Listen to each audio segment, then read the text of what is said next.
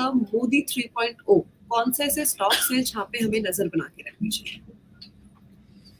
तो देखिए, दो स्टॉक स्पेसिफिक जाऊं उससे पहले मुझे लगता है कि सेक्टर के लिए बात कर लेनी चाहिए अपने को, क्योंकि सेक्टर में फिर आप बेस्ट स्टॉक आइडेंटिफाई करें। तो जो प्रीवियस 10 सालों की सरकार रही है उसमें जो फोकस एरियाज रहे हैं गवर्नमेंट के, और वही फोकस एरियाज में अगर आप देखो तो सरकार की कंपनी हो या बियॉन्ड दैट जहां पर उनका फोकस रहा हो वो चीजें बढ़ी हैं। तो सबसे पहली चीज है कि इंफ्रास्ट्रक्चर। आप देखो कि इंफ्रास्ट्रक्चर में सरकार का सबसे बड़ा इन्वेस्टमेंट जा रहा है, beat on road, beat on electricity, beat on जो है जल जीवन मिशन के थ्रू जो पानी लगाने की बात कह रहे हैं, पानी घर घर देने की बात कर रहे हैं वो। तो ये तमाम जो सेक्टर रहे हैं उसमें काफ़ी बड़ी तेजी रही है। तो वहाँ पर अपने आप को आइडेंटिफाई करना चाहिए कि कौन से अच्छे स्टॉक्स हो सकते हैं। दूसरा जो एक पैराडाइम शिफ्ट है, जो कि ग्लोबल वार्मिंग जो है इससे पूरी दुनिया जूझ रही है और हमारे सामने उसका कोई ऑल्टरनेटिव नहीं है। तो इस सरकार ने सबसे बड़ा चीज़ किया कि हमें जो है ऑल्टरनेट एनर्जी की तरफ या फिर कहें रिन्यूएबल एनर्जी की तरफ शिफ्ट करना चाहिए, और काफ़ी बड़े काम हुए हैं। आज के दिन में 25% of our requirements is being fulfilled by the renewables. 400 gigawatt के करीब की कैपेसिटी है और उसमें हम 25% जो है रिन्यूएबल से कर रहे हैं। और 2030 तक जो उम्मीद है ये पूरा सिनेरियो उल्टा हो जाएगा, मतलब 75% we will be using renewables और 25% के करीब जो है वो थर्मल से आएगा। तो ये चीजें जो जहाँ की एक पैराडाइम शिफ्ट हो रहा है, वहां पर जो कंपनियां रिन्यूएबल्स की तरफ काम कर रही हैं वहां पर देखना चाहिए, वो एक सेक्टर है। दूसरा, इंफ्रास्ट्रक्चर में मैं एक चीज भूल गया आपको बताना कि इंफ्रास्ट्रक्चर में रेलवेज हैं, पोर्ट्स हैं, आप कह रहे हैं कि एयरपोर्ट्स हैं। दूसरी तरफ आप जो रेलवे के बड़े इंफ्रास्ट्रक्चर, और रेलवे में जब हम इस समय ट्रैवल करते हैं तो बीट ट्रेन और कह लें कि उनके इंफ्रास्ट्रक्चर, रेलवे स्टेशंस, इसमें काफ़ी बड़ा जो है चेंज देखने को मिला है। और इसमें जो कंपनियां हैं डेफिनेटली जो है कंपनियां सस्ती नहीं रही हैं, क्योंकि ये चीज़ें जग जाहिर हो चुकी हैं कि ये कंपनियों को काफ़ी मुनाफा हुआ है और आने वाले टाइम पे भी रहेगा, क्योंकि सरकार की पॉलिसी कंटिन्यूटी लगता है कि सेम रहेगी। तो इन कंपनियों में जो है इन सेक्टर्स में आपको आइडेंटिफाई बेस्ट स्टॉक करने चाहिए।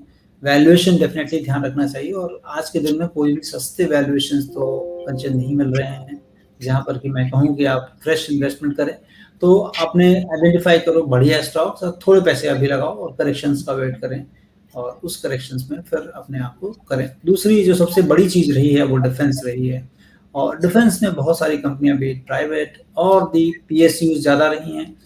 उसमें काफी ऑर्डर बुक सेल किए हैं, और फर्स्ट टाइम ऐसा रहा है कि करीब तकरीबन हम 25,000 करोड़ रुपए का एक्सपोर्ट किए हैं डिफेंस में। कभी हम सोच नहीं सकते थे कि ऐसा भी हो सकता है कि India will become the exporter of the arm and ammunitions. तो उसमें हुआ है।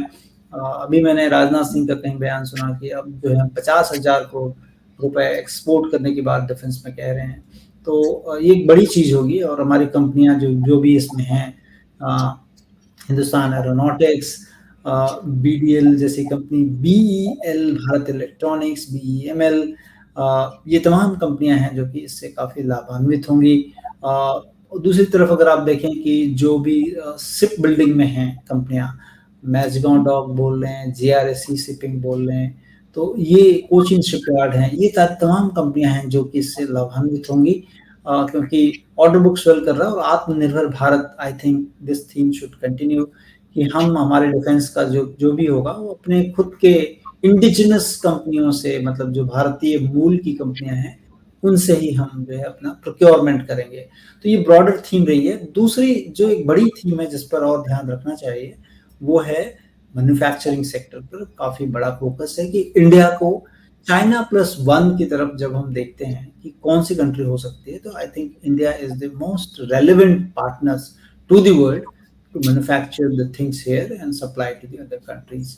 क्योंकि कोविड में जिस तरह से डिस्ट्रप्शंस हुए चाइना के ऊपर, जो ट्रस्ट डेफिसिट आया, उसका एक बड़ा बेनिफिशियरी इंडिया है।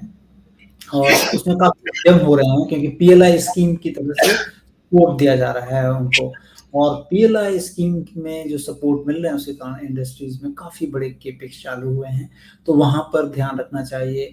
दूसरी जो सेमीकंडक्टर की थीम है, ऑल्दो कोई चीज़ें सस्ती नहीं मिल रही हैं आपको, अगेन फ्रेश इन्वेस्टमेंट 10 to 15% करें क्योंकि बहुत महँगे शेयर्स हो चुके हैं ऑलरेडी, वैल्यूएशंस जो है एक्सुबरेंटली हाई हैं। तो आप सोचें, देखें और निवेश करें कि हमें सस्ते भाव में लेनी है चीज़ें, मतलब ग्रोथ एट रीज़नेबल रेट हमको देखना चाहिए।